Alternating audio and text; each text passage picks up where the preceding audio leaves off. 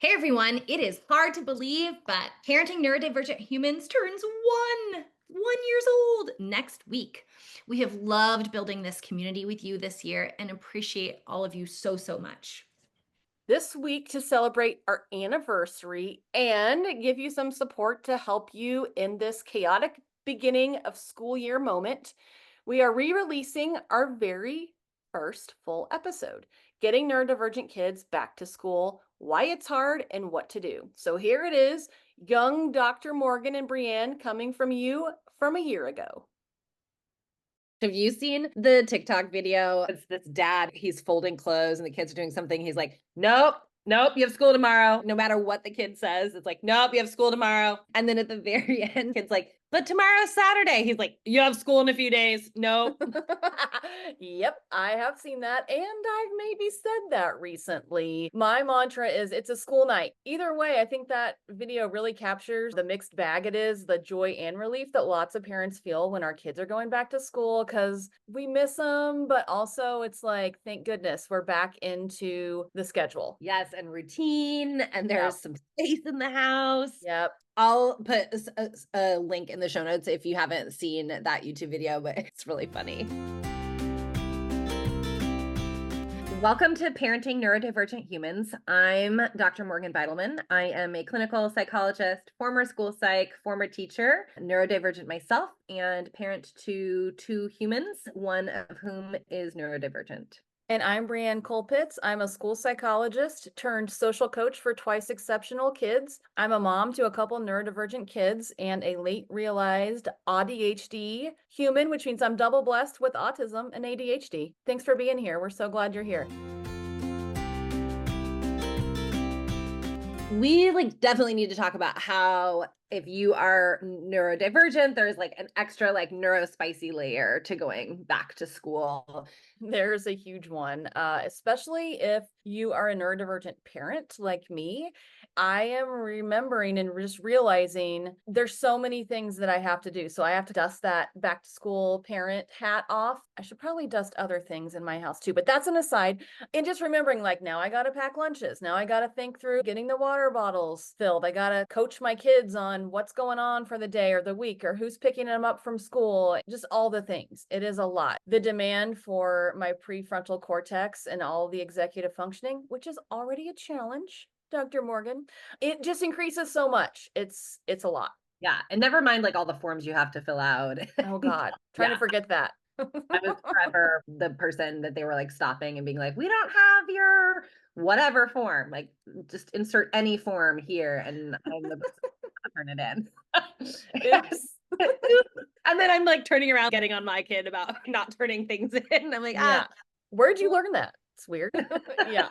Yeah, but for kids, it can be exciting. You get new clothes, you get new supplies, new teacher, and can make new friends or meet friends that you maybe haven't seen over the summer. But it can also be the opposite. It can also be, wow, there's so many new things because I have a new teacher and I have new friends in my classroom and I'm not in the same desk or the same spot, or even yeah.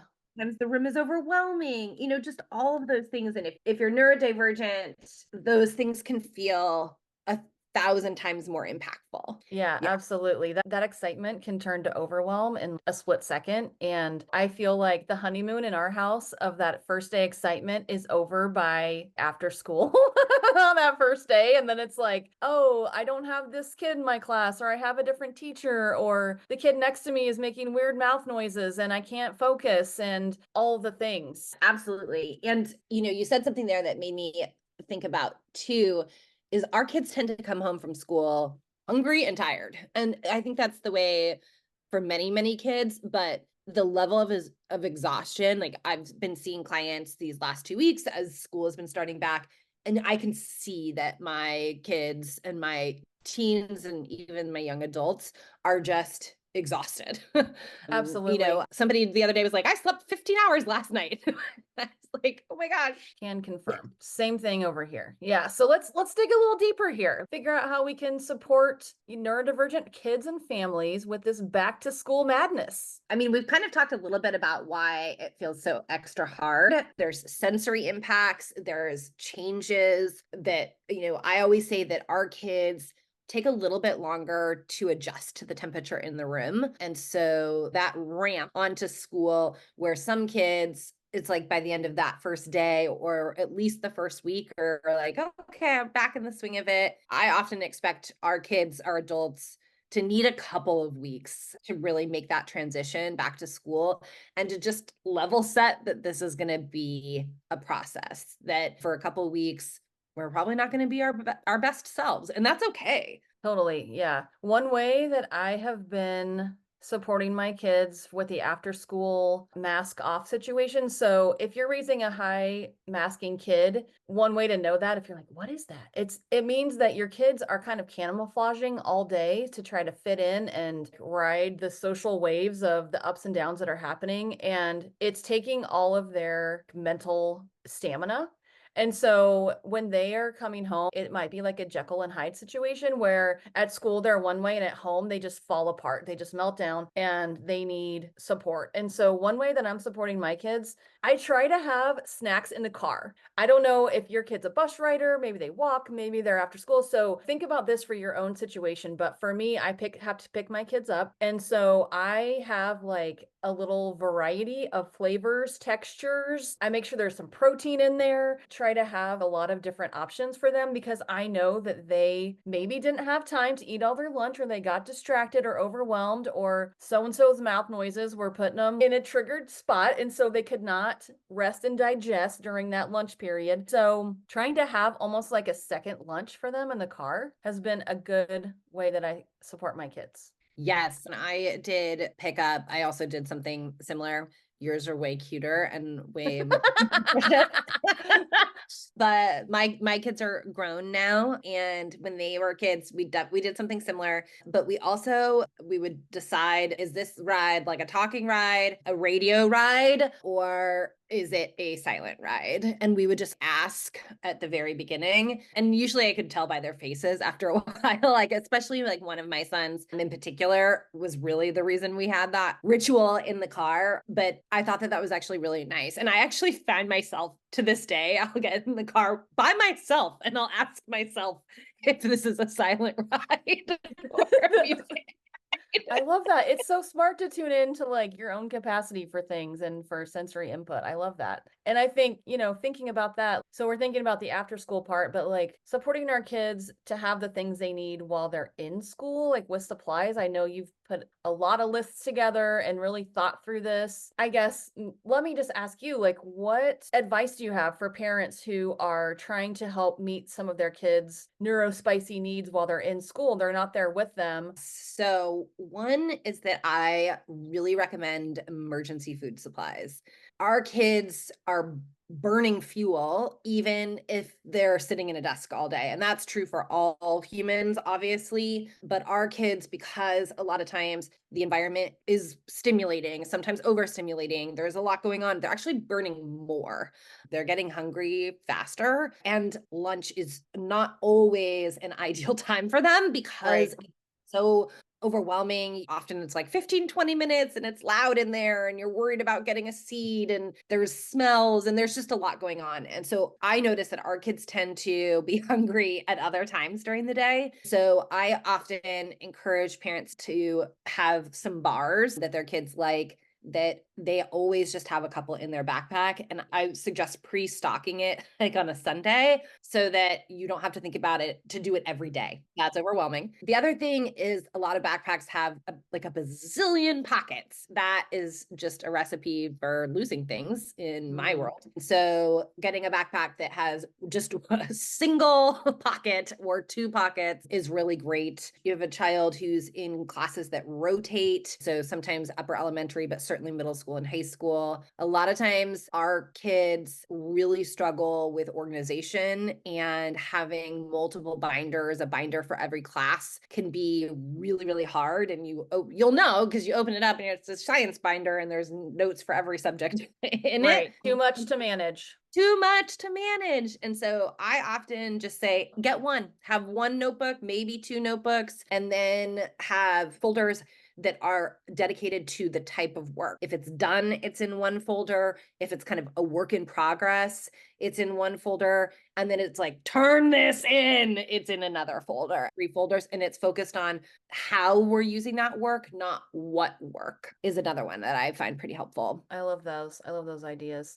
So I'm a mom of some younger kids. They're in elementary school. And so thinking about things that have helped them, noise canceling headphones, sometimes that's a thing to keep in your backpack or keep in your cubby at school that you can use to stay focused. Sometimes kids need fidgets that aren't going to, my husband's a teacher. I could tell a whole story right now. I won't, about a kid who has these wild fidgets that doesn't quite understand how to use them without distracting the class. So I think when you're thinking about the right fidgets for your kids, maybe it's like a little sticker, pop-it sticker that you put on your notebook or even your water bottle to give kids a little something. There's also the jewelry, like the jewelry that you can chew on.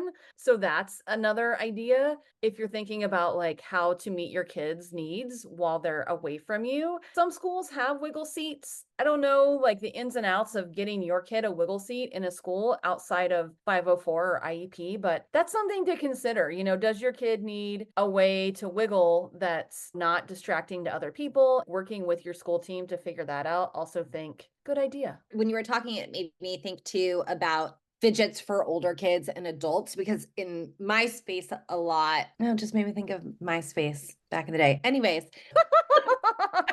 Hey Tom, how you doing? Anyway. Anywho, a lot of my people are at an age where they are not wanting to stand out. They don't want to differentiate themselves from their peers, or they're in the workplace and they don't, they're looking for things that are kind of don't particularly stand out. And so I talk a lot with people about how anything can be a fidget if you need it or want it to be. Like, my son used to twirl his pen like in this certain way. It would drive me crazy because it would fly all over the place. But you can use a pen, or you can, a lot of times I talk to people about their like getting rings and having it be just a little bigger so you can twist it. That's not going to really stand out, but that need in a way that is not going to help have you really stand out. Or even just putting like a couple of things in your pocket and being able to kind of move them around in your pocket. I've done it with beans where nobody knows that they're in there, but it just gives you something to fidget and move. And again, not going to stand out really. That reminds me that I have a really cool stone in one of my jacket pockets that I kind of always forget is there because I think it's like my raincoat or something. And we're in Colorado. It doesn't rain all that often, but I love it because I'm like, oh my gosh, this is so soothing. And I love that. I think that's a good idea. I think sometimes parents forget to embrace their kids' special interests as a way to help ease this back to school time. Your kid is going down a Gravity Falls wormhole because they just released a new book, which this is true. This just happened. Let them recover from their school day and this crazy back to school season with some extra time doing the things that they love. So if you need to like listen to more Godzilla facts, which may or may not be a real life thing happening to me right now, that's okay. Like, just make space for that, because I think the special interests are what bring us back into baseline. It's like a thing that helps our nervous system recover from a day of school and all these transitions that we haven't had, probably all summer, and getting back into the routine, embracing those special interests, not as a way to hold things over your kid's head or that type of rewards and punishment situation, but just let them get into their stuff. That's going to be such a support for their nervous system to come back into that window of tolerance and be chill. Yep, absolutely. It can also just be a way, I mean, exactly what you said, like to recover and to help them feel good about something. Sometimes the school day is not where our neurodivergent people feel the most successful. And so coming home and being able to dive into an interest of theirs, usually they feel successful and confident in that special interest. And everybody deserves to feel confident and happy and capable. And sometimes our kids don't feel that way at school, or it takes a heck of a lot of effort to perform in the way that is expected in most public schools. Absolutely. Yeah, and then I just invite you to remember that this is a process. Set expectations low. I recently did a TikTok just to remind myself to keep expectations low. My kids have already been in school for almost a month, but I know like other schools are just kind of getting back into it. So just remember, keep expectations low. And if you are back into it like me, it's okay to reset. It's okay to be like, hey, I've evaluated, and you know what? We can have more screen time after school. Or yes, we can go get a Slurpee after school today because you got through this day, which was just a Wednesday. But sometimes it's hard to get through the midweek or just every day. So I think it's okay to change course, lower your expectations, even if you have them in a certain place and you're like, you know what? Let's take a few things off the plate. It's okay. You can do that. Yes.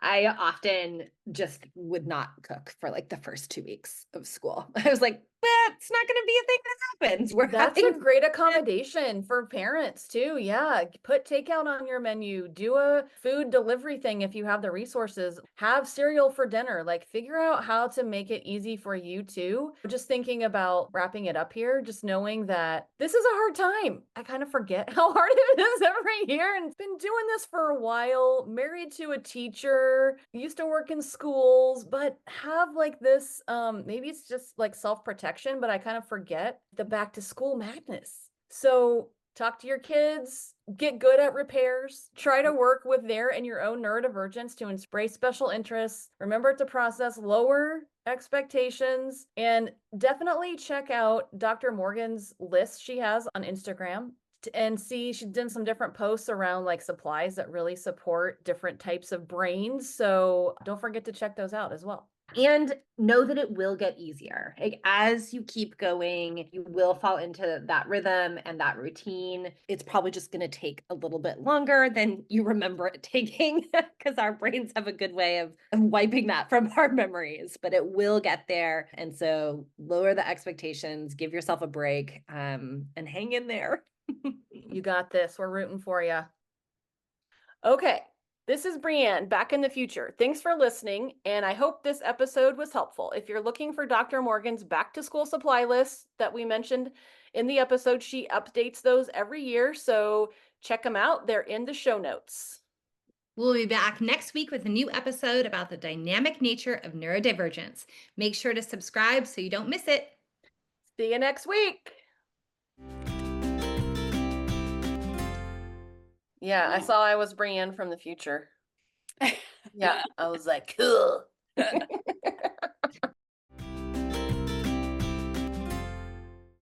Just a quick disclosure, this podcast is for educational purposes only. It does not constitute a psychologist-client relationship and should not be used in place of an expert evaluation or therapy. Glasses on! We're ready. All right.